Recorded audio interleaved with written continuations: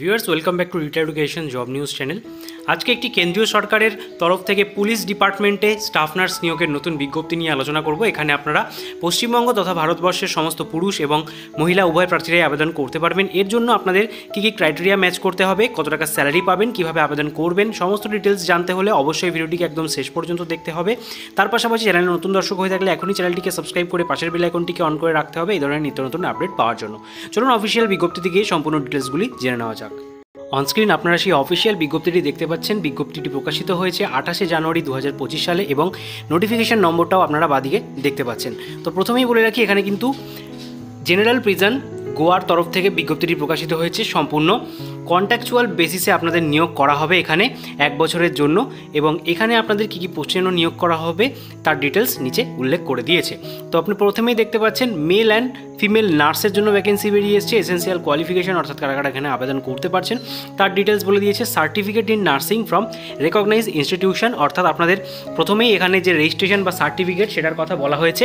তার পাশাপাশি আপনাদের এখানে সার্টিফিকেট ইন মিডওয়াইফি, অর্থাৎ যারা জিএনএম প্রার্থী রয়েছেন তারা কিন্তু আপনারা এখানে আবেদন করতে পারবেন। তার সাথে বলা হয়েছে special training for mail nurses of 6 months duration. যারা মেল নার্সে রয়েছেন তাদের কিন্তু স্পেশাল ট্রেনিং বা এক্সপিরিয়েন্সের কথা বলা হয়েছে 6 মান্থসের।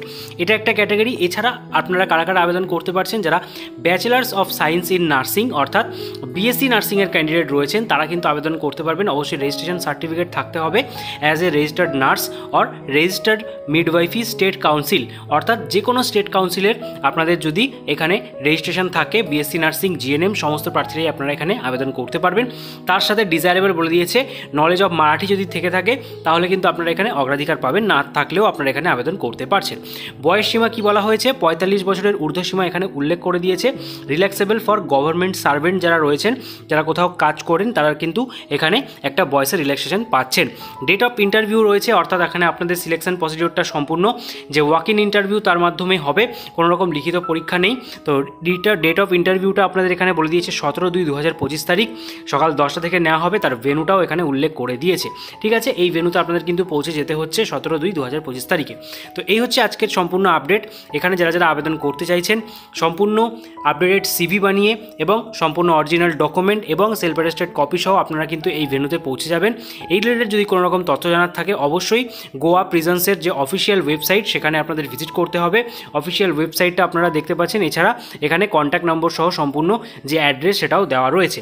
তো আশা করছি ভিডিওটা আপনারা এতক্ষণ অবধি দেখলেন। যদি একটু হেল্পফুল হয় অবশ্যই একটি লাইক দেবেন এবং সকলের মাঝে বেশি করে শেয়ার করে দেবেন।